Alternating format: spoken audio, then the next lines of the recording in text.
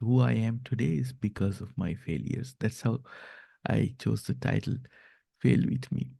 I think life is about failing over and over again until you succeed. And when you're in a long term relationship, a marriage, especially, those failures can be under the microscope. I can make more money.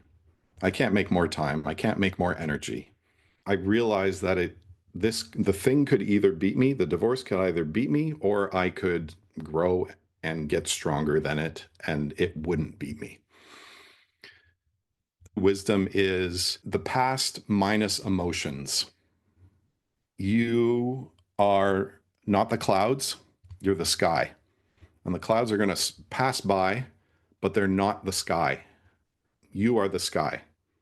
The best comedians are those who have had darkness in their life, because you can't be funny without knowing what the other side is. In order to touch that lightness, you have to have been in the dark.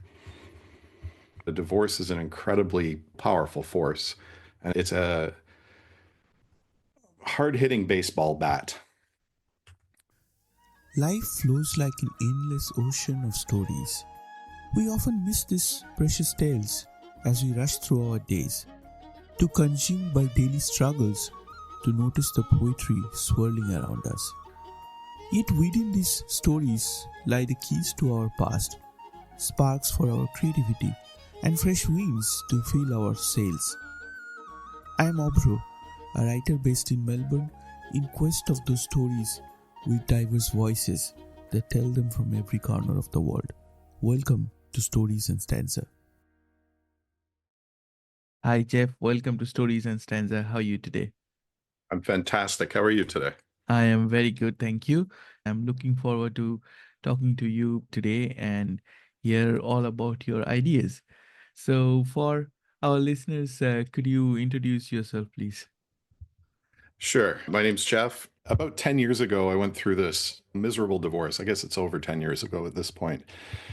And I wondered why I was struggling to recover from it. I had been through breakups before, but this seemed to be really bad. Now, I think it was a particularly toxic marriage, so that could have played into it. But I had kids, and I realized that the breakup was more than just me, and that my kids were impacted by it. And having kids, first of all, it made my world a bit bigger, well, quite a bit bigger. I don't want to minimize that too much. And I think it was the first time I was really having kids. It was the first time I was really able to look outside of myself. So when I went through that divorce, it wasn't just me, it was my kids as well. I didn't like who I had become through the marriage. So I wanted to become somebody better than that. I knew I could do better than that. I spent a lot of time looking inside and working on myself. I was in tech for about 20 years, and more recently, I made a conscious effort to step away from tech a bit. So I've been working on a program for dads who have been through a divorce and they want to have a better life. And they want to do that for their kids and, well, not just for themselves, but for their kids as well. So I've got a program around that at Divorce Daddy. That's such a heartwarming initiative, and I thank you for doing that. In this particular section of Stories and Stanza, I call this section Fail With Me, and it's a that somehow came to me when I was going through a difficult phase in my life. And Mm, I noticed that there are a number of motivational books and speeches and things. And it starts with that you have to do this to get it right. You're doing this wrong. So they tend to get very preachy, too much advice. And I felt that I didn't connect with the narrative. And I mm, thought that if I start sharing my story, I will say that I have failed in many things, and that is what makes me who I am. And I failed and I learned, and I was able to look into my failures and build my resilience. Who I am today is because of my failures. That's how I chose the title Fail With Me. And Mm. I feel that such a difficult phase that you're talking about, it can be really hard on people. And I'm not labeling that as a failure, but I'm curious to hear that how does this title or the theme in general sit with you? I think it resonates. There's a lot of self help around fall down 6 times, get up 7 kind of idea. And that failure isn't really a failure until you give up. And I'm speaking in cliches here, and the master has failed more times than the apprentice has tried. What I think of it as, though, is fail with me. When you sent that to me, I initially thought of relationships, and relationships can fit. It can be different types of relationships. It could be romantic. It could be business relationships. It could be friends. Fail with me, to me, is I think life is about failing over and over again until you succeed. And when you're in a long term relationship, a marriage, especially, those failures can be under the microscope, we'll say. I think with my ex wife, I failed a lot. And I don't even know that I considered them failures at the time. I didn't have the wherewithal to look inside. And so I think that marriage just fell apart because we weren't willing to fail together. We didn't have the tools to be considerate to each other and be kind to each other and fail. The relationship I'm in now, we've had many failures. We've had many tough times. The difference to me is that we're able to let each other fail in order to succeed. My wife calls it, she calls it my harebrained schemes, and that I get this crazy idea and we're going to try this crazy idea. It can't be too crazy, but and then often it's failure, and often it's success. But I know that she'll be there and I'm there for her, and very least we'll get a good story out of it. And then sometimes the harebrained scheme works, and we go from there. When you have that kind of frame, I think it takes a lot of the pressure off of failure. I think we get down on ourselves because we believe that we can only fail once and we're on this tightrope. And if we fail, we're in trouble, and we get labeled as failures. So I would take the label of failure off of it and put something else on there, something more positive, like a harebrained scheme. And if it works, great. If it doesn't work, you try again. Thank you for sharing that. We started off with your personal story. Would you like to share your challenges?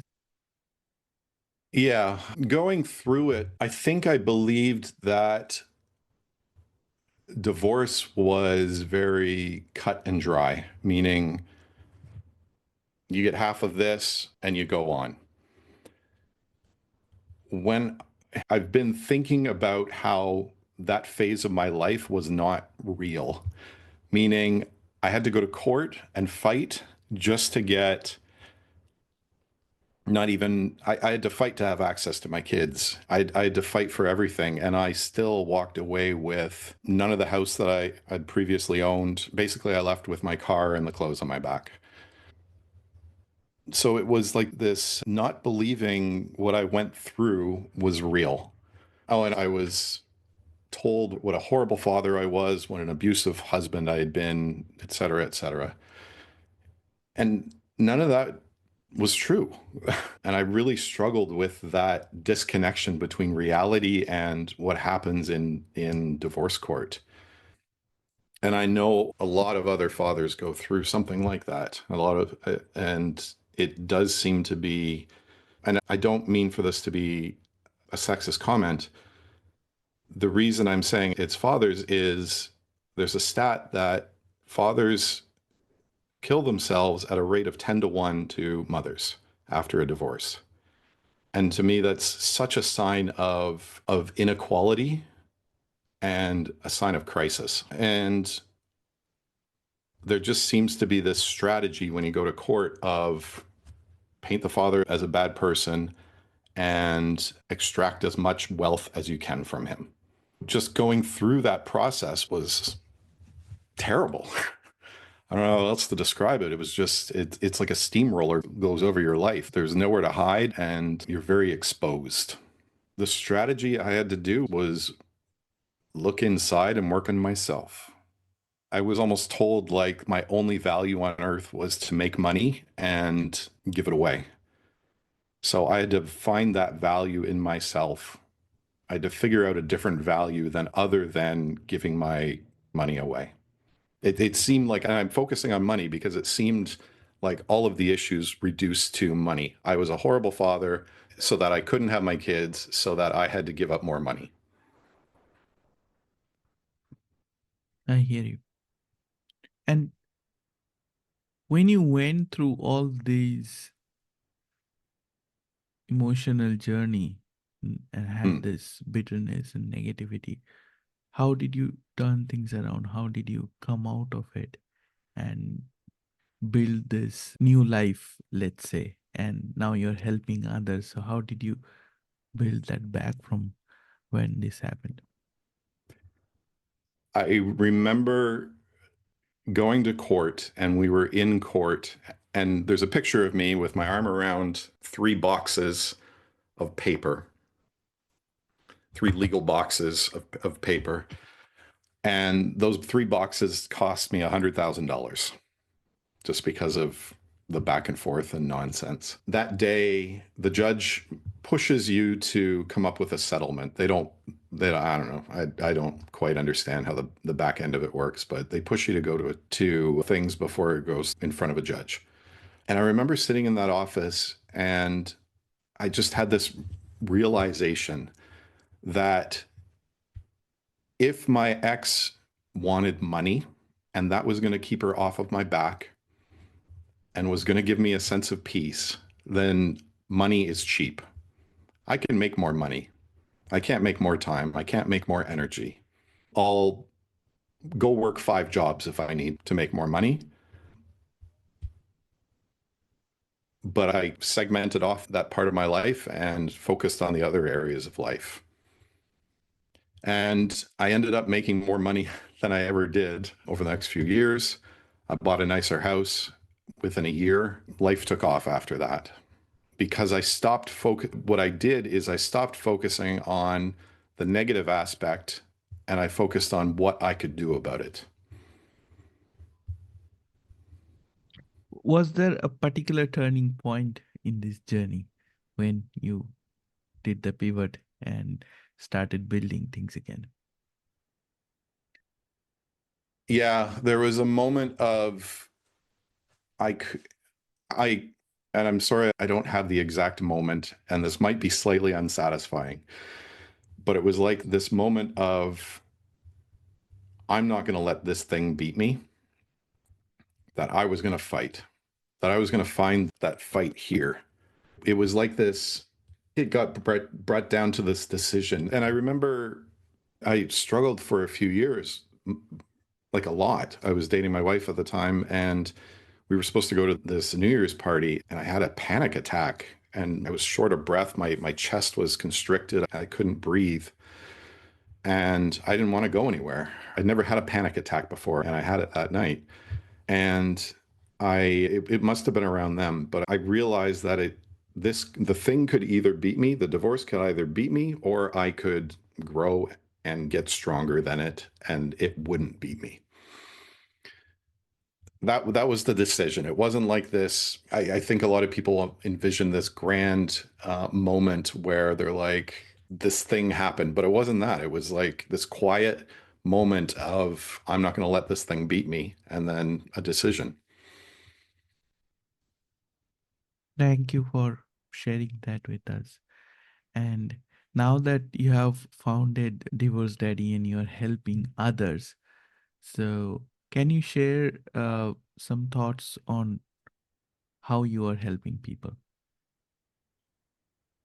I think when you go through something tough like that, you get help from other people. And I think you get a debt where you have to help other people. Like it's like this, pass it along. So I'm helping people by not, the way I help people is to learn to not react to the external, to bring it inside. So if you go through something tough, you look at how you're reacting to it, or what attention, where you need to bring that attention to in your life. For me, it was my value. I didn't value myself outside of money. That's why that's why the fight was over money, because I wasn't valuing myself outside of what I could earn. It's never the external. It's always inside. It's always your perception and your reaction to that. Could have been anything. So the way I'm helping is to bring attention and bring that perspective to other people, to other men, to other fathers, to bring that perspective that you already have that value. You already have that value inside, and anything else is a story. It's an emotion, and that's not truth. So, in a way, you are helping people build emotional intelligence through such 100%. I difficult. prefer to think of it as wisdom. And to me, wisdom is the past minus emotions. I hear this quite a lot from people joining this podcast, like someone listen from the listeners usually, that the healing, it looks very different for different people, even though what they go through is similar, but the healing path looks very different. And instead of heal, we get stuck into some cycles of negativity and compensating, addiction, a lot of things, and not truly heal, not truly come out of it. Are there any thoughts that you would like to share based on your experience that not get you just said that it is the wisdom is the past without the emotions. Mm. So how do we in like sometimes when we are in stuck in that never ending cycle, how do we stop that and come out of it and truly heal? It might be even for people who are stuck in a relationship. How do you get out of the cycle of emotions? Yes. The very, very basic framework that I provide is, and this is very simple, but you need to build awareness. You need to catch those emotions as they're happening. So I suggest, and this is my very basic framework, movement, awareness, and time in nature. Everybody feels great after going for a walk outside. You cannot have a bad day after going for a walk. I might be overstating that, but it will ground you. We store emotions in our bodies. So just the act of walking, moving, boxing, taekwondo, BJJ, whatever it might be, just moving around releases some of that energy that's stored inside. And then presence is just being present in the present, just being here in the present moment. And you can do that through all sorts of things. Writing, you can do it through meditation, you can do it through chopping vegetables while prepping your dinner. Whatever it is that gets you into this present moment. From that place, and these are the rituals I suggest every single day. You do that every single day, and you will start to build an awareness. Me personally, I suggest meditation. That doesn't work for everybody. I understand that. But if you can get into the present moment, And like I said, as you do that, as you build that awareness, you can recognize that I'm having an emotion or I'm experiencing emotion rather than I am that emotion. If you can separate the emotion from who you are, like you, then you're able to distance it. I'm sure every single one of us has had that moment where you're just angry and you lose all control and you scream at the other person or you want to punch the wall or something like that, and it just, that emotion takes you over. But if you can build that awareness where, no, this is my emotion, this is my thought, but that's not me. So that's what presence is, and that's why I suggest it. The way, this is the poetic way of describing it, is you are not the clouds, you're the sky. And the clouds are going to pass by, but they're not the sky. You are the sky. So thoughts and emotions pass by. They might even cover the whole sky at times. And that's the hardest times, but you have to connect with that sky. And if you can do that, if you can connect with the blue sky, you'll be more grounded, so to speak. That is very beautifully said. I'll take a note of that. That's wonderful. So that's what meditation is intending you to do, or presence is connect with the sky. We touched upon the self awareness and emotional intelligence, but these are some of the concepts that exist, but still we are not aware of it. Someone going through the phase, probably because they are not aware of emotional intelligence or the ideas about mindfulness. And when we are hurting, like fathers and separated Mm. men, where do you think we can improve it? Is it just lack of awareness, guidance? How can we improve the situation for people? As a society, or what's the context? I'm in context of, I'll refer back to myself. I think that I used to get angry and there was no stopping it. And gradually, when I became more and more aware of emotional intelligence, I was able to untangle what was making me angry. And previously, I thought there was no way to get away from the anger. It used to trouble me. And then when I realized what was going inside my body and to separate myself from the emotions, then I think my healing journey started. And which is one of the reasons for doing this podcast. Like anger management, anger and anxiety was one of the areas that troubled me. I am keen to hear your thoughts. Where do you think our lack of awareness lie? I'm talking about people you work with. Where do you see the lack of awareness? And see if we know them, then we can improve upon it. I think you very briefly touched on it there, but to me, what was it that changed for you? I attended a somatic workshop. I'll tell you what was going wrong before that. My wife went through very difficult mental health issues, and I Mm-hmm. didn't know what was going wrong because I have nothing to do with the medical profession. Mm-hmm. So I had this feeling that I'm not doing something which is creating this. And deep down, I was getting angry. So I was getting angry at work, I was getting angry at home, I was getting angry at friends. And I used to think that because I have such emotional pain, I'll have to find a pursuit. I used to write and I used to think that because of my pain, I have to write to ease it. Mm. But when I had this really life changing experience in a somatic workshop, I felt what was creating my anger and what was creating my frustration. And then I was able to separate it in different aspects in at home, at work, with friends, and everything started turning better. And I felt that I was carrying a weight on my shoulders that I didn't have to. So I felt very light when that awareness came to me.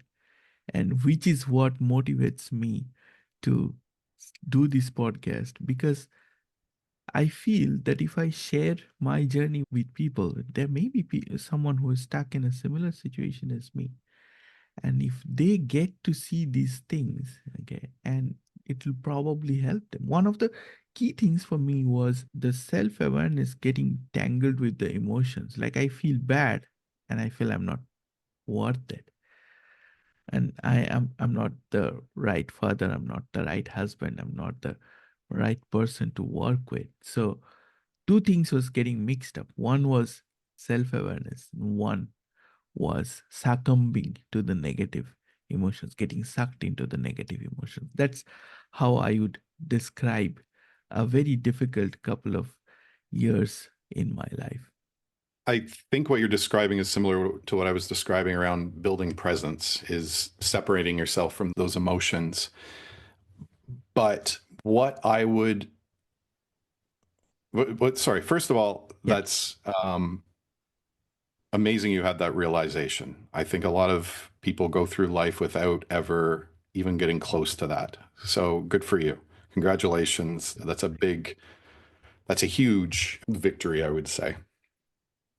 I had a few thoughts about that, if I can add to that. yeah, And I sure. love that imagery of feeling lighter, because I totally resonate with that. It's when you're depressed, it's like this heavy energy, or when you're struggling with something, it's this heavy energy that you can't shake. And when I do the work I do, I feel the goal is to make somebody feel lighter. And it can't necessarily be quantified, unfortunately. But in order to answer your original question, I think you have to have an experience. And you can't just be told this. It's like the Matrix. You can't be told what the Matrix is. And I realize I'm speaking in cliches again, but you have to experience it. Like you have to experience that moment of feeling lightness and feeling separate from your emotions, which brings me to, I don't know if you went through this, but I certainly had moments of what's called the dark night of the soul, which is where you're disconnected from your old life and you haven't quite figured out what your new reality is. Because essentially you're shifting your reality by disconnecting from those emotions. And that can be just as challenging as being inside of the emotion. So that's what I find that fascinating, the dark night of the soul. We used to go through as society, we used to go through rituals. You go through a tough hunt or something like that, and you would have a ritual after that to let go of those emotions, or you would have a psychedelic experience or something like that where you separate from those emotions. But we don't seem to do that anymore. We talk about emotions, maybe sometimes. We get prescribed drugs for emotions, but we don't have a ritual around it. So I don't think we're ever taught how to separate from them, how to differentiate ourselves. So of course we've got a sick society that we believe we're our emotions. And that's emotion. To me, emotion is not truth. It's a story. That is beautifully said. And I think that I'll give one more anecdote here. Okay. So I've written two poetry books, and both were written in a phase when I was struggling, when I Mm. had that emotional pain. And I thought that is my poetry. And when I had this life changing experience, when I felt that lightness, when I felt everything redefining for me, I realized that I don't need to hold on to these emotions to be able to write and translate them. And the whole writing has taken a very different meaning for me. And it's very joyful, very peaceful process now.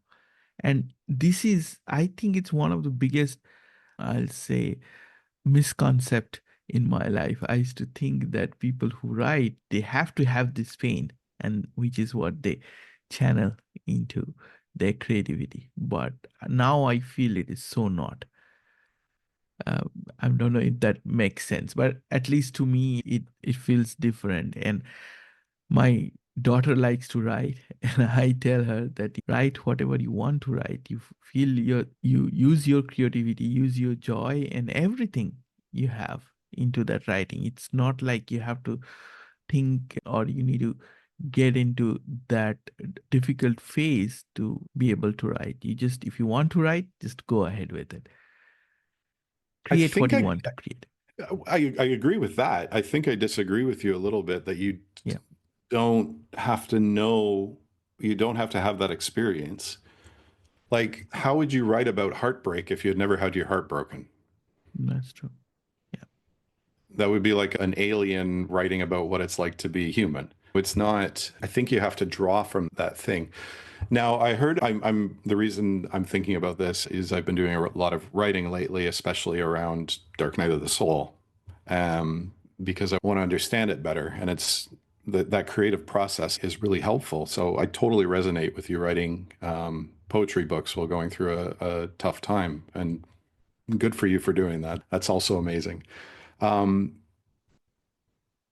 I'm going to contradict myself a little bit.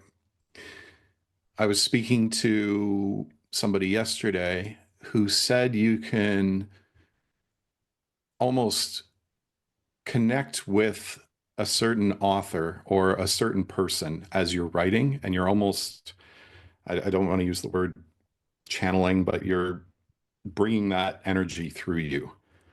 And he said specifically he wrote as Dostoevsky once, as in he was bringing that, he meditated and connected with what he imagined Dostoevsky was like and then wrote as him.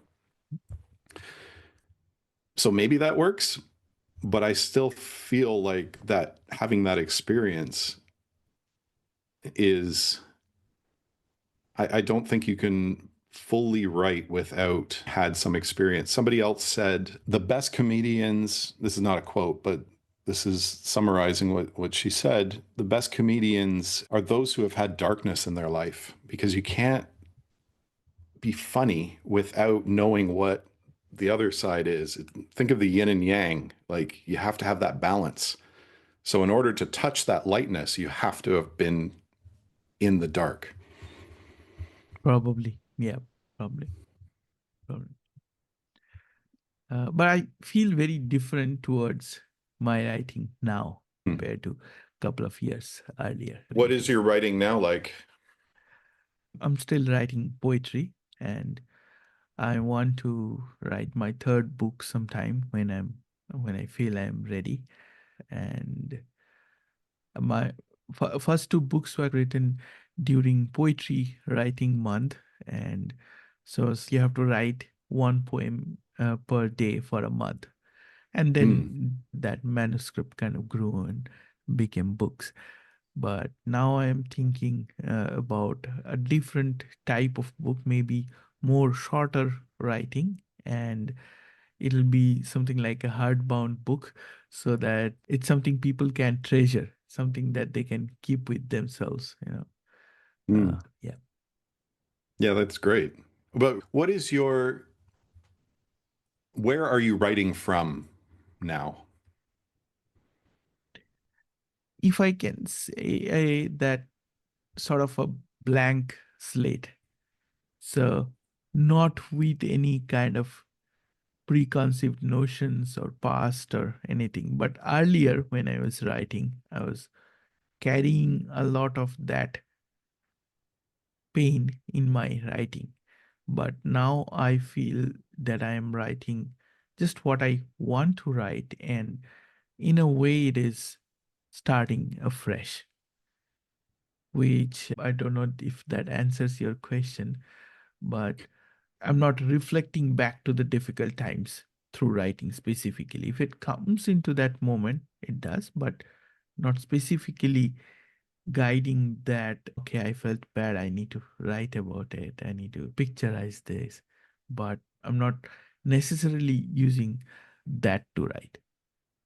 You're writing from because you want to, as Yes, opposed to you're being pushed to. correct.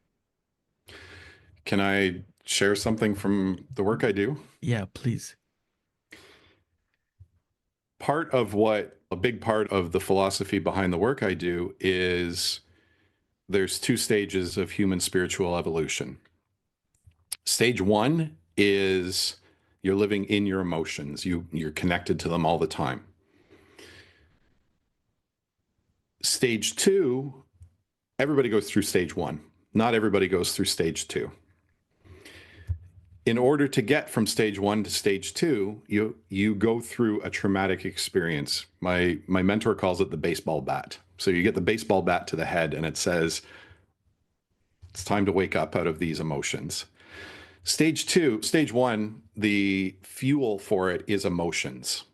And it could be running away from something. It can be running towards something. It can be a judgment. I don't want to be like this person, something like that. I don't want to experience this anymore. You're running away from pain to pleasure. In stage two, you are separate from your emotions. And your fuel there is inspiration, not emotions. To me, it sounds like your writing originally was from stage one. You can say that, yes. And then now you're more in stage two. Yes. So that's a beautiful place to be. Thank you. I'm looking forward to seeing what you write from there. Thank you. Yeah, I generally not bring up my stories in a podcast, but you unlocked something in me and I brought up my own stories into this because I had a very difficult couple of years in between. And because my wife wasn't well, we had a small child, and I felt like I was trying too hard at everything, and I didn't have that support system. But gradually, when I came out of it, I felt that it's my obligation now to share that narrative or create that inspiration for people.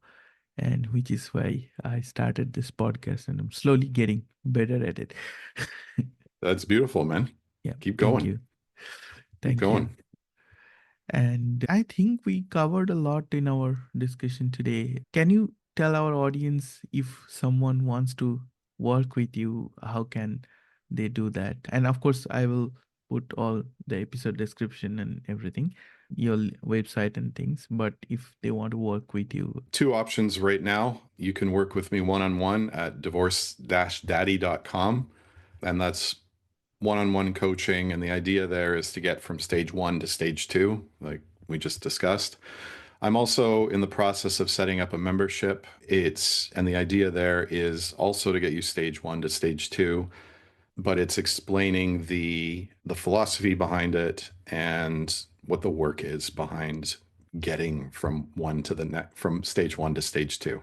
A divorce is an incredibly, it doesn't sound like it. It doesn't seem like it should be, but a divorce is an incredibly powerful force.